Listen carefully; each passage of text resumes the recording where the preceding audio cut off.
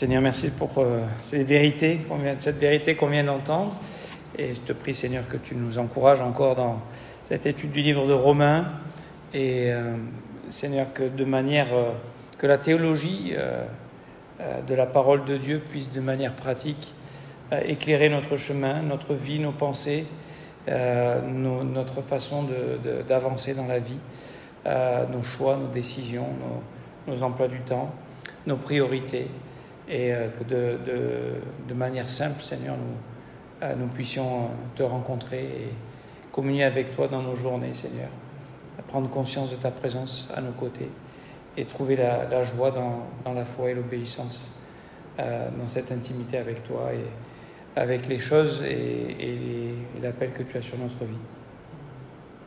Simplement, Seigneur, et continue de bénir cette étude de livre de Romains, Seigneur, et aide-moi d'être simple, pratique et loin, Seigneur, pour que ta parole fasse son œuvre, ta vérité vienne nous libérer, nous affranchir et nous permettre d'expérimenter ce qu'on vient d'entendre, Seigneur, au nom de Jésus. Amen. Donc, Romains, chapitre 4.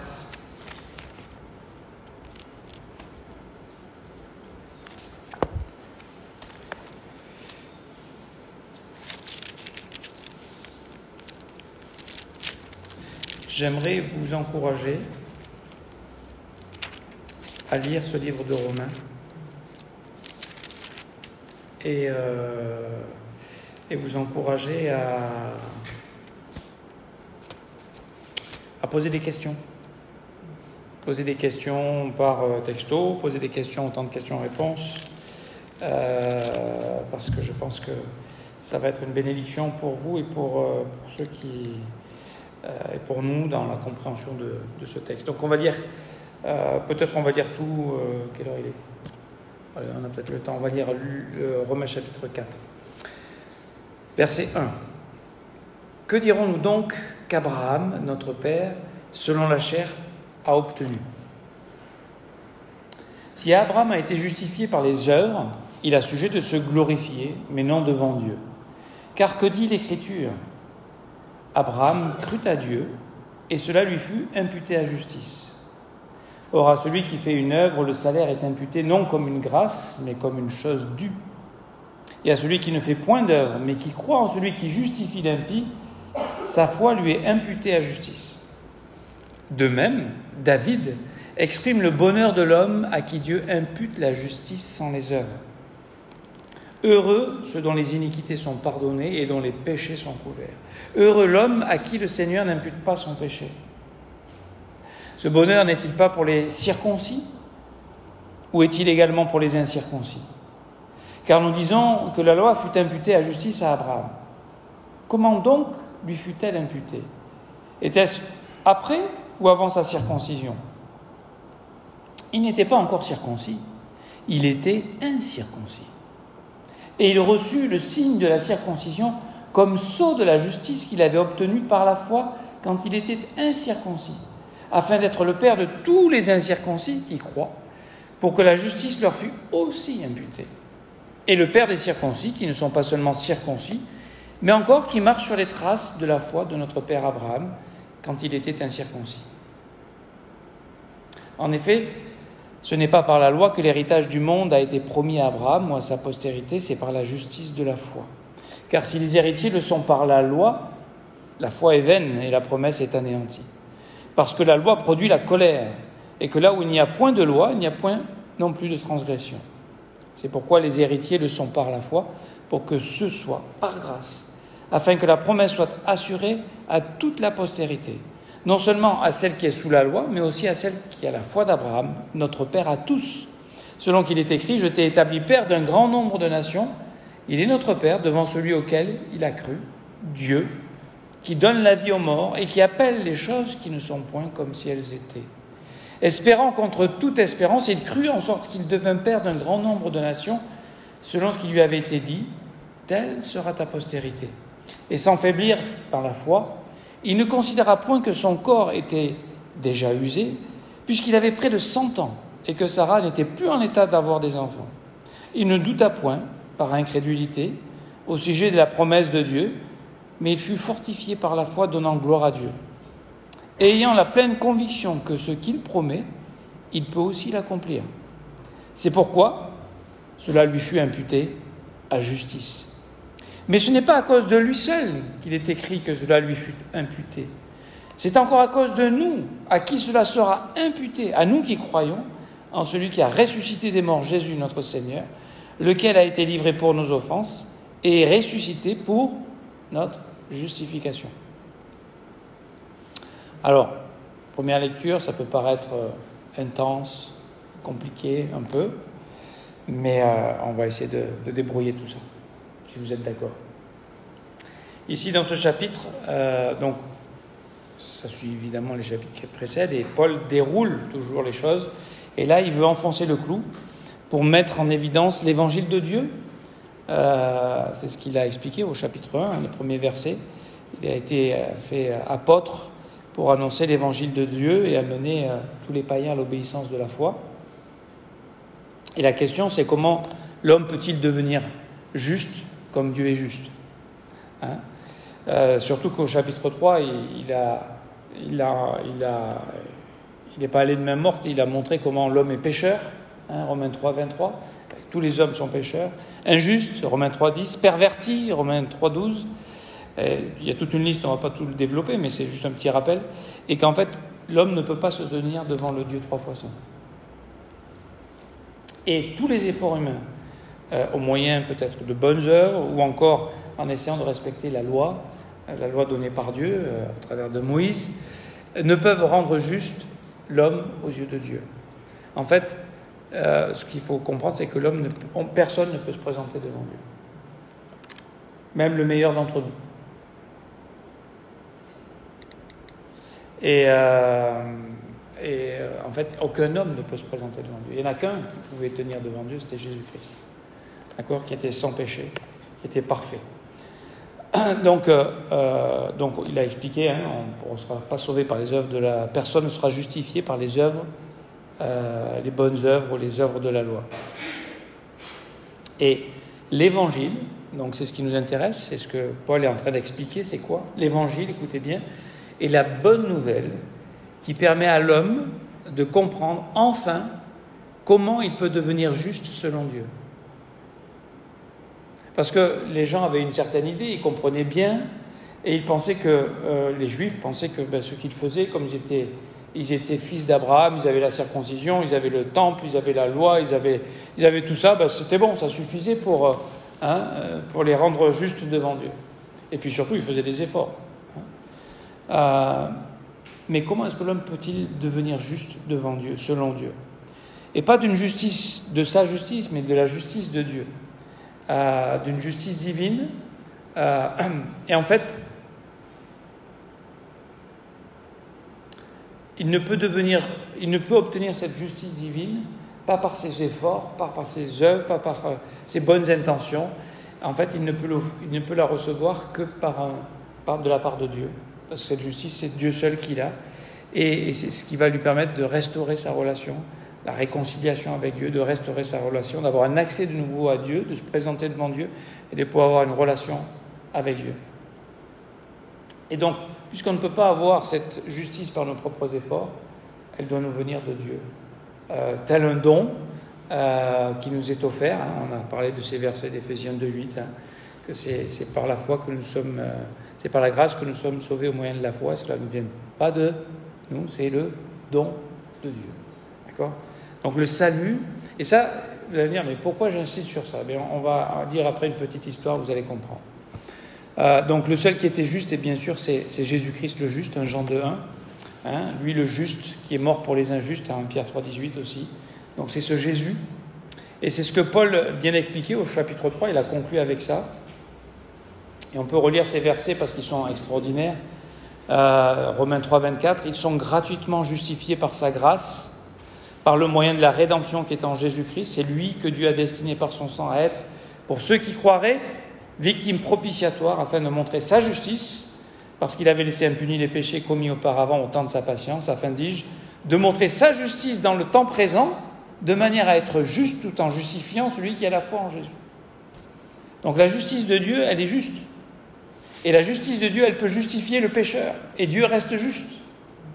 n'est-ce pas? Pourquoi? Parce que quelqu'un, Jésus lui-même, a pris nos fautes, a reçu le salaire de notre péché, la mort, a reçu la colère de Dieu à notre place, a reçu le jugement à notre place, est mort à notre place. Et lui, étant sans péché, est ressuscité, a vaincu la mort, a vaincu le péché, et peut offrir maintenant qu'il est ressuscité. C'est la conclusion du chapitre 4, verset 25, qui a été livré pour nos offenses et est ressuscité pour notre justification. La résurrection est la preuve de la perfection de Jésus-Christ et de sa victoire sur le péché et la mort. C'est pour ça que nous pouvons parler de cette justification, parce qu'on a des éléments concrets, n'est-ce pas? Donc, Dieu seul est capable de rendre l'homme juste, de sa justice parfaite, et il le fait tout en restant juste, parce qu'on vient de l'expliquer, Jésus a payé à notre place. Le texte est clair, c'est gratuit, c'est une offre par sa grâce. Donc, il faut bien comprendre que nous, quand on nous dit c'est gratuit, on pense toujours vous savez, quand vous faites des contrats, c'est gratuit, puis à la fin, il y a une petite astérix, écrit en tout petit, en dernière page, et puis il faut quand même payer un peu quelque chose. Eh bien là, il n'y a rien à payer. C'est totalement gratuit, c'est totalement offert, c'est totalement payé. La seule chose que l'homme, pour en bénéficier, la seule chose dont on a besoin pour en bénéficier, c'est de croire. C'est réservé à ceux qui croient. On vient de le lire. C'est réservé à ceux qui croient. À ceux qui, en fait, ont cette confiance en lui. Donc, ce qu'on a besoin de comprendre, c'est que ce changement de perspective, pour les Juifs à l'époque, pour les non-croyants, pour les païens, eux ils s'émerveillent de ce beau message. Mais pour les Juifs, c'est un bouleversement complet. C'est une remise en question totale, d'accord? C'est difficile à concevoir pour celui qui est religieux et qui, depuis toute sa vie, son enfance, fait des efforts, des sacrifices pour essayer d'être accepté par Dieu. De dire, mais non, tu n'as pas besoin de faire tout ça. Ça ne te rendra pas plus juste devant Dieu, ça ne te rendra pas acceptable devant Dieu.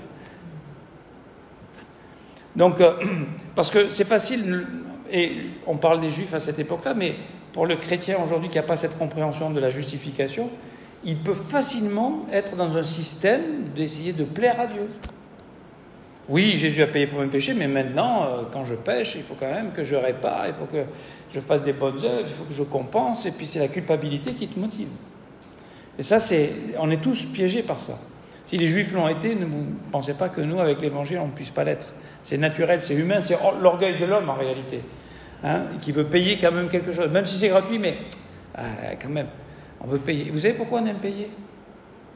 Parce que si on peut payer, si on peut faire des efforts pour gagner plus, pour avoir plus, parce que l'idée c'est que nous on pense que si on fait plus de choses pour Dieu, Dieu va nous aimer plus. Parce que ça marche comme ça dans le pays des hommes.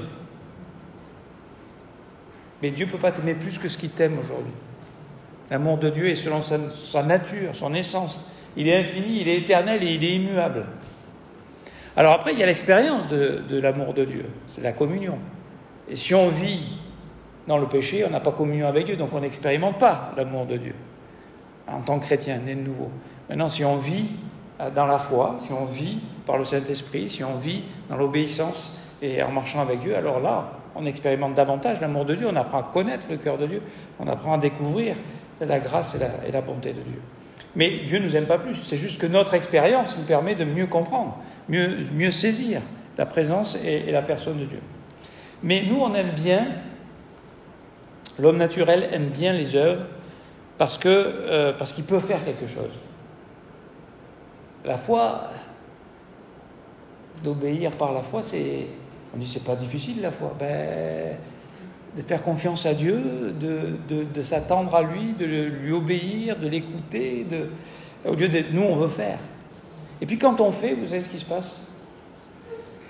Quand on fait, on peut se comparer. Moi je fais plus, moi je suis mieux.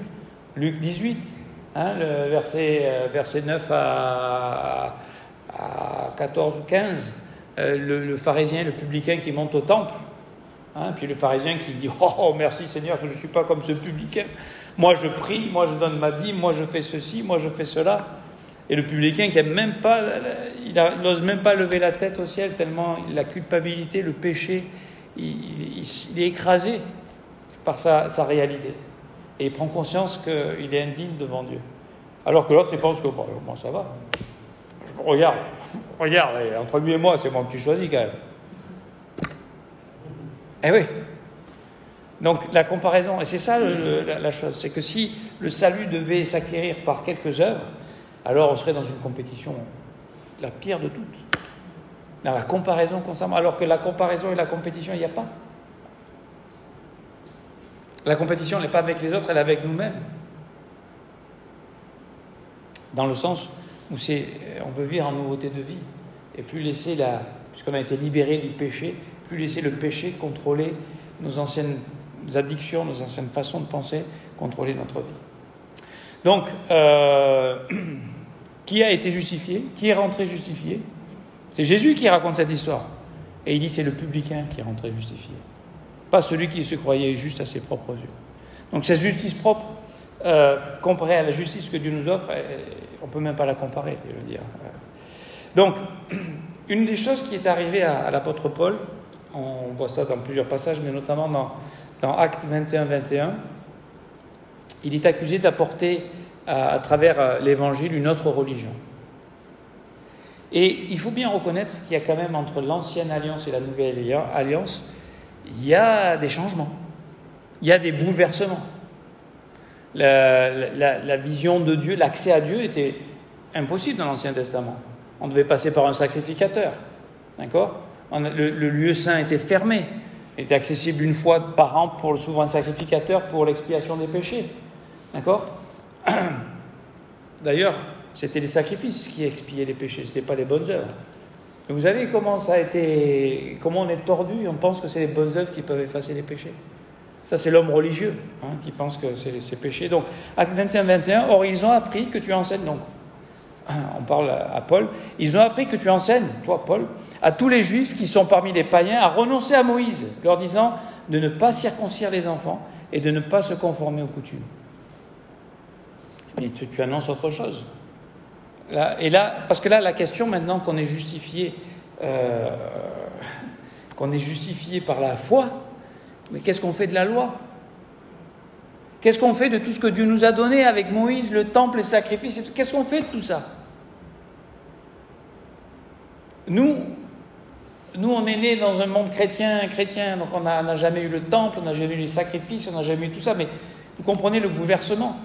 Et le cœur de Paul, comme le cœur de Dieu, il reflète le cœur de Dieu, c'est qu'il veut encore il le dira un peu plus loin dans son épître, il voudrait être anathème pour que son peuple soit sauvé. Donc Paul est en train de tout faire pour répondre aux questions de son peuple, en particulier des circoncis, pour comprendre et ouvrir aux incirconcis cette bénédiction de la justice par la foi.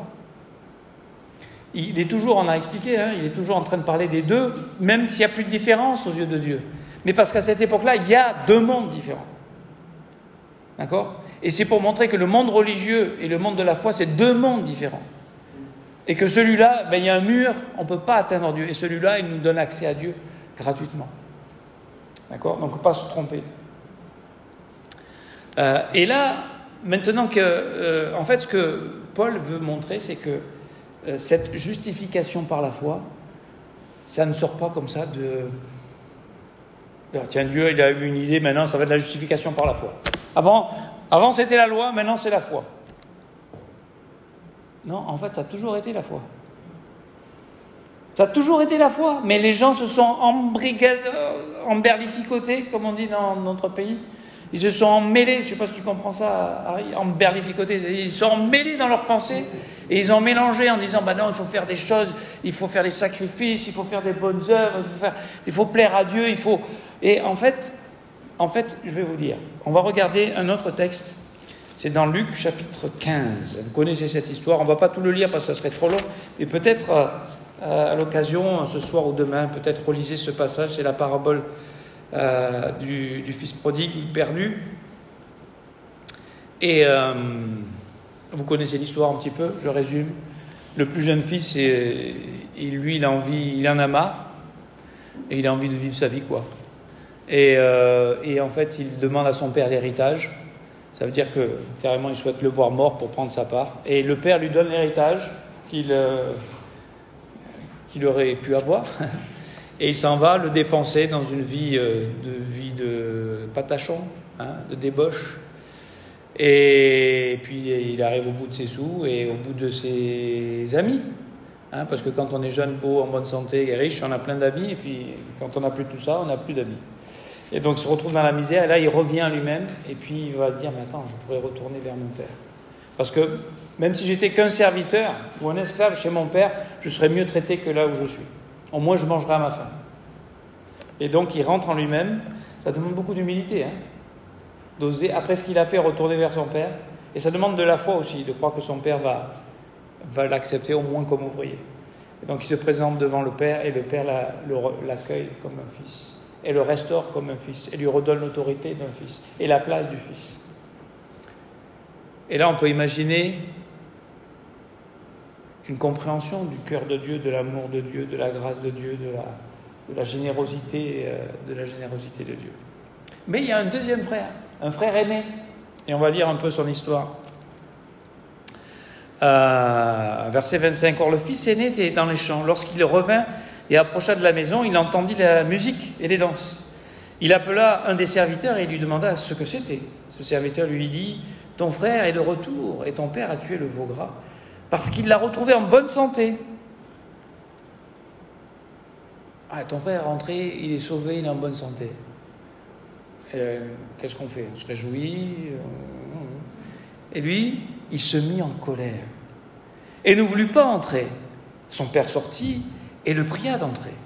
Mais il répondit à son père, « Voici, il y a tant d'années que je te sers sans avoir jamais transgressé tes ordres. Et jamais tu ne m'as donné un chevreau pour que je me réjouisse avec mes avis. » Comment on vit notre vie chrétienne? Comme un fils aîné, on serre les fesses, on serre les dents, et on tient bon. Et on se dit, oh, encore un jour, encore un jour, encore un jour. En fait, il ne connaît ni le cœur de Dieu. Le fils le plus jeune ne le connaissait pas, il l'a découvert. Mais lui qui était tout le temps avec lui ne le connaissait pas non plus. Il était dans un système de quoi? De mérite. Et c'est ce qu'on vient de voir. Soit on vit par la grâce, soit on vit par les mérites. Soit Dieu nous donne en réponse à nos œuvres, c'est un dû, voilà, tu as bien travaillé, ben tiens, tu vas voir ça. Et combien de gens pensent naturellement comme ça? On pense naturellement comme ça. Alors Dieu va me bénir avec tout ce que j'ai fait, avec tout ce que j'ai donné à l'église, tout le temps, tous les services, tous les machins, tout ça. Et, écoutez bien, regardez-moi bien. Pourquoi est-ce qu'on fait ce qu'on fait? Pourquoi est-ce que je fais ce que je fais dans l'église? Pourquoi est-ce que je vais lire ma Bible? Pourquoi est-ce que je vais m'arrêter pour prier? Pourquoi est-ce que je fais ce que je fais? Pourquoi est-ce que je marche avec Dieu? Pour être béni, obtenir des faveurs, des bénédictions, ou parce que j'ai été béni et que j'ai été béni de toute bénédiction spirituelle. Soit je vis comme le fils aîné, dans un système, tu me donnes, je te donne, on est en contrat, on fait du business ensemble avec Dieu. C'est ça. Avec tout ce que j'ai fait cette semaine là quand même. Pourquoi tu me guéris pas? Je suis malade, c'est pas normal.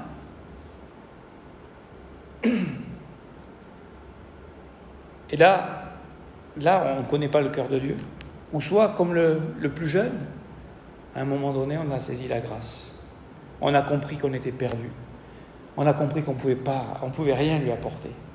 On pouvait que recevoir. Et parce qu'il a reçu tout ça, je pense que le jeune fils, le plus jeune fils, maintenant, il va servir le Père, mais avec une autre vision complètement changée. Et c'est ça la vie chrétienne. Comment on sert Dieu? Comment on marche avec Dieu? Pour quelles raisons on marche avec Dieu? Alors, donc, ce que Paul est en train de montrer, c'est que cette justification par la foi, ça ne sort pas du chapeau d'un coup, là, c'est la nouvelle alliance. Non, c'est depuis toujours. Mais peut-être qu'ils ne l'ont pas vu, ils ne l'ont pas saisi, ils n'ont pas réalisé. Ils n'ont pas compris ça.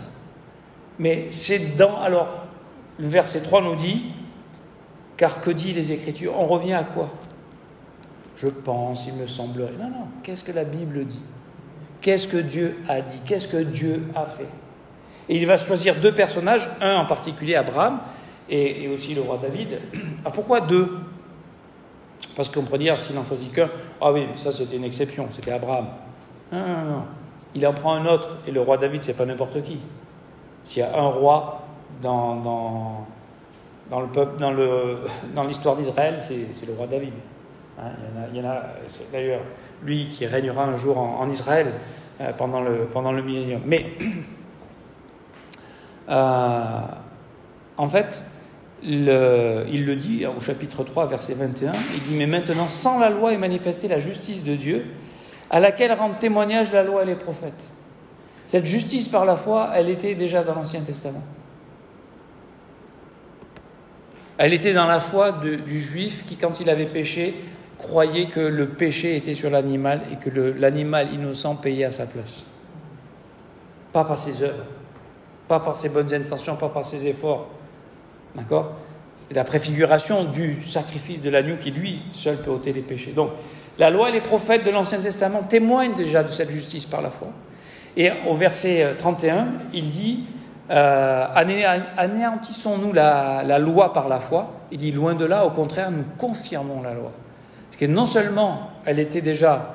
la loi et les prophètes rendaient témoignage de cette justice, mais cette justice-là confirme la loi, que la loi est bonne.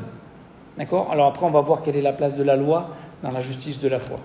Mais ce qui nous intéresse ce soir, c'est de comprendre que la justice par la foi, c'est pas quelque chose c'est quelque chose qui devrait émerveiller les gens. Pour le peuple juif, beaucoup vont la rejeter parce qu'ils vont préférer œuvrer plutôt que de recevoir la grâce. C'est la chair. Et évidemment, ce que fait Paul, c'est qu'il va s'appuyer donc sur les Écritures et sur 2 exemples extraordinaires, Abraham et David, 2 personnages, l'un qui est le père du peuple d'Israël, donc c'est un élément essentiel pour le peuple d'Israël, et David qui est le roi des rois. Et en fait, il va essayer de montrer qu'il y a une continuité, bien qu'il y ait un bouleversement produit par l'Évangile, mais il y a une continuité dans la révélation. Parce que certains vont vous dire, mais le Dieu de l'Ancien Testament, ce n'est pas le Dieu du Nouveau Testament. C'est le même Dieu. C'est le même Dieu, parce que la Bible dit que Dieu ne change pas. D'accord ? Et c'est pour ça que nous croyons dans ce principe des dispensations où Dieu a traité de manière particulière dans des périodes de temps avec l'humanité, selon une révélation qui de plus en plus augmente jusqu'à la pleine révélation qui est Jésus-Christ. D'accord ? Mais sous la loi, il n'avait pas toute la pleine révélation. L'Église, c'était un mystère. Il ne connaissait pas l'Église. D'accord ? Et quand Dieu a appelé Abraham, il l'a béni, il a dit que toutes les nations seront bénies en toi. Comment c'est possible ça ? Et non, il n'y a que le peuple juif qui va être béni en moi. Non, toutes les nations. Pourquoi ? Parce que Jésus, c'est pour toutes les nations. Et parce que le Père Abraham, et c'est ce qu'il essaye d'expliquer, juste un point intéressant. Il revient donc sur Abraham.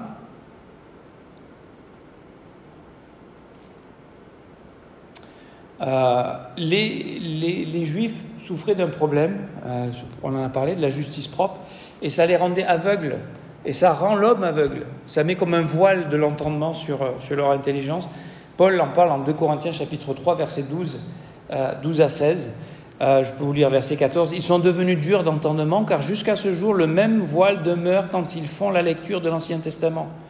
Ils ne se lèvent pas parce que c'est en Christ qui disparaît, jusqu'à ce jour, quand on lit Moïse, un voile est jeté sur leur cœur. » Il y a comme un voile. Ils lisent, je veux dire, il y a des érudits de l'Ancien Testament qui me dépassent dans tous les domaines, d'accord ? Mais il y a comme un voile pour ne pas voir Jésus-Christ, pour être toujours dans ce système de la loi et ne pas accepter la justification par la foi. Et ce voile disparaît quand les cœurs se convertissent, au verset 16.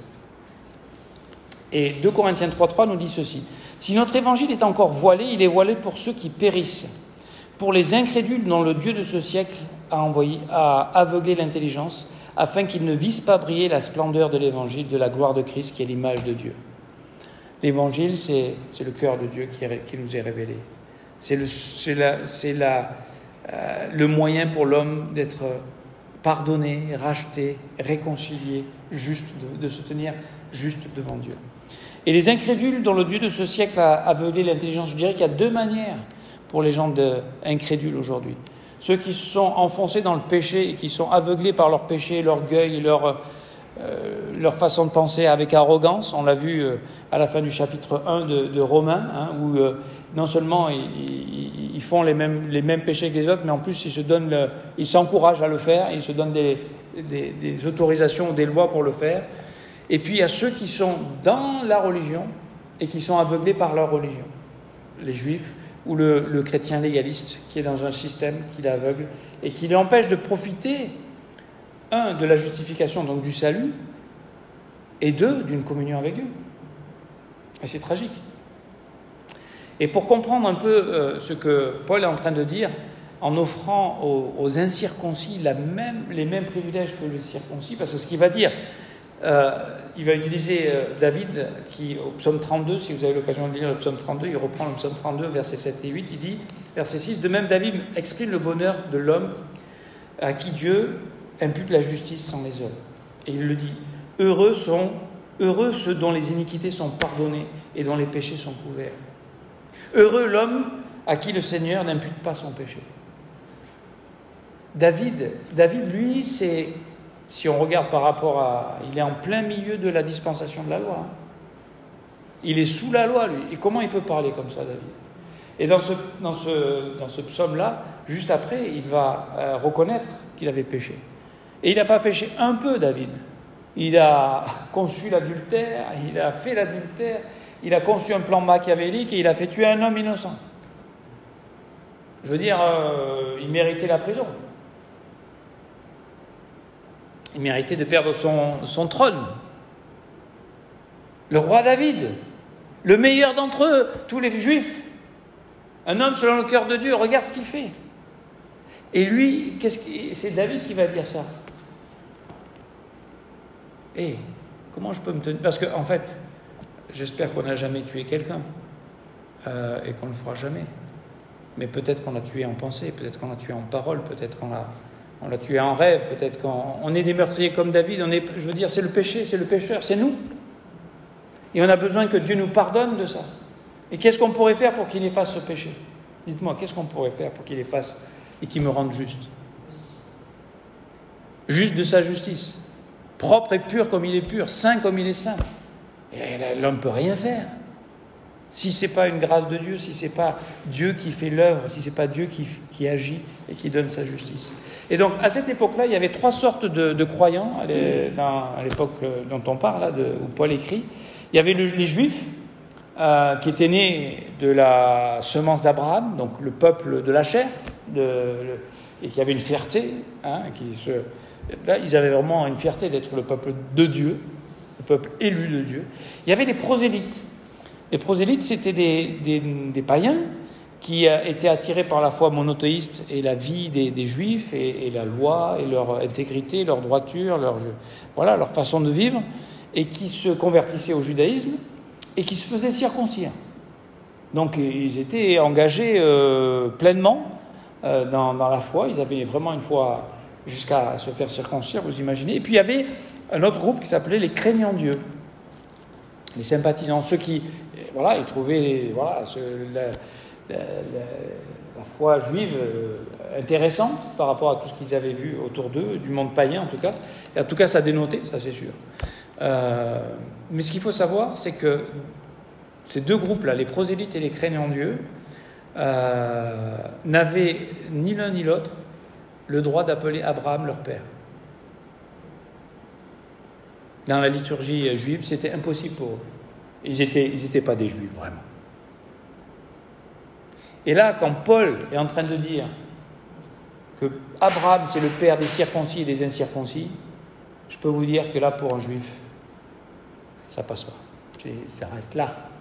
Soit il se convertit, ou soit il s'oppose à Paul. C'est pour ça que Paul, il va subir le courroux des Juifs.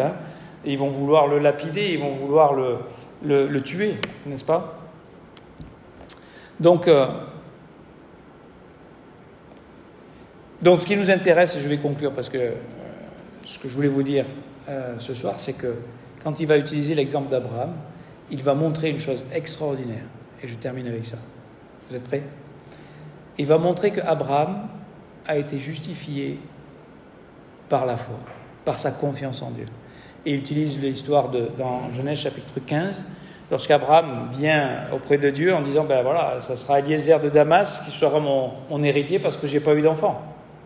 D'accord? Et il n'avait toujours pas d'enfant, et il était âgé. D'accord? Et Dieu lui dit, non. Ce ne sera pas lui, ce sera celui qui sortira de tes entrailles. Donc ce que Dieu lui dit, il lui fait une promesse qui était impossible à réaliser. Par lui-même. L'appel de Dieu, vous ne pouvez pas le réaliser par vos forces. C'est Dieu en vous qui va le faire. C'est un miracle. C'est la grâce de Dieu. C'est l'œuvre de Dieu. Et qu'est-ce que fait Abraham? Alors il lui avait déjà montré, une fois qu'il s'était séparé de Lot, vous vous rappelez dans Genèse 13, il a dit, regarde tout ça là, ta descendance sera plus grande que la poussière de la terre.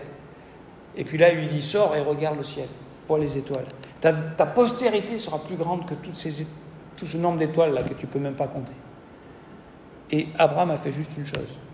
Il a cru Dieu. Et là, Genèse 15, 6, et là, comment il s'est dit, Genèse chapitre 15, verset 6, Abraham eut confiance en l'Éternel, qui le lui imputa à justice. Comment est Abraham, le père de la nation juive, comment il est devenu juste devant Dieu? Par la justice de la foi. Donc ça ne sort pas du chapeau là, ce que Paul, l'évangile, c'est la continuité, c'est juste que maintenant cette justice par la foi va être offerte à tous et aux incirconcis, ce qui est pour les juifs impensable. D'ailleurs, quand les premiers non-juifs se convertissent, ils se demandent, mais comment, non, c'est pas possible. Rappelez l'histoire de Corneille. Même Pierre, il a fallu que Dieu lui donne une vision pour qu'il aille chez Pierre. Et il dit, comment je pouvais refuser le baptême à ceux qui avaient reçu le Saint-Esprit comme nous? Acte 10. Donc, Paul continue et il dit, mais quand est-ce qu'il a reçu cette justice? Et là, il dit, il était circoncis ou il n'était pas circoncis quand il a reçu cette justice? Et là, c'est l'histoire. C'est que quand Abraham a été justifié par la foi, parce qu'il a mis sa confiance en Dieu, il n'était pas encore circoncis. La circoncision, ça vient en Genèse 17. Et 14 ans après, avec en plus des erreurs qu'il va faire entre-temps, avec Agar, entre autres. D'accord? Mais Dieu a fait une promesse à Abraham. Il a fait après une alliance avec Abraham, inconditionnelle. D'accord? Et donc, il explique, et je vous dis ça, versets 10 et 11. Quand donc lui fut-elle imputée, cette justice? Était-ce après ou avant sa circoncision? C'est très important. Est-ce que la circoncision fait qu'il est juste? Ou est-ce que parce qu'il est juste, la circoncision devient un signe de sa justice? Ça change tout. On est entre le pour et le parce de tout à l'heure. Vous vous rappelez? Donc verset 10. Quand donc lui fut-elle imputée? Était-ce après ou avant sa circoncision?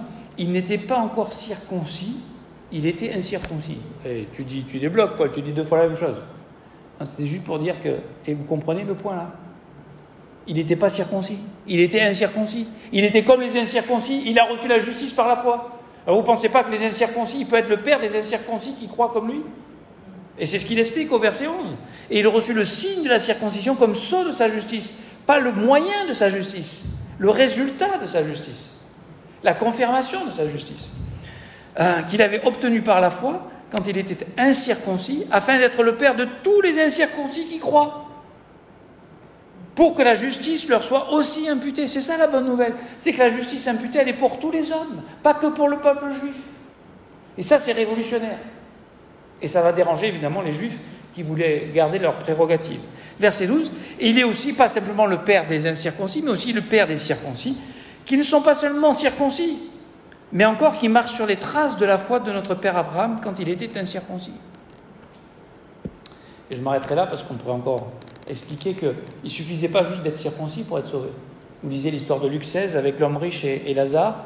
Le pauvre, il est dans le sein d'Abraham. Le sein d'Abraham. D'accord? Et eux, pour les Juifs, quand ils disaient Abraham est notre père, ça veut dire on est sauvé. Donc c'est ça que ça veut dire. Ça veut dire que le salut est pour tout le monde maintenant. Et il n'y a plus de différence, il n'y a ni juif ni gentil. D'accord? Ni grec, ni juif. Et c'est ce que Paul est en train d'expliquer. Et il essaye de l'expliquer aux juifs pour que les juifs, leurs yeux s'ouvrent aussi. Et qu'ils ne s'entêtent pas dans leur justice propre. Et qu'ils reçoivent la justice par la foi. Ça veut dire qu'ils ne soient pas incrédules. Comment on reçoit cette justice? On croit que Jésus-Christ, mort, ressuscité pour nos péchés. C'est tout. C'est pas une œuvre. C'est on entend et on mélange la foi à ce qu'on entend. Et ce que Dieu dit, on le croit. Même si ça paraît impossible. Dieu est pour moi. Qui sera contre nous? Qui nous accusera? C'est Dieu qui nous justifie. Romains 8, un peu plus loin. On est juste. Et j'aimerais vous dire, comment vous voulez vivre votre vie?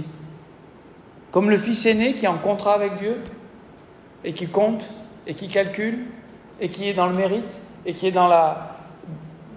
qui n'est pas dans l'amour. Son frère revient, il n'aime pas.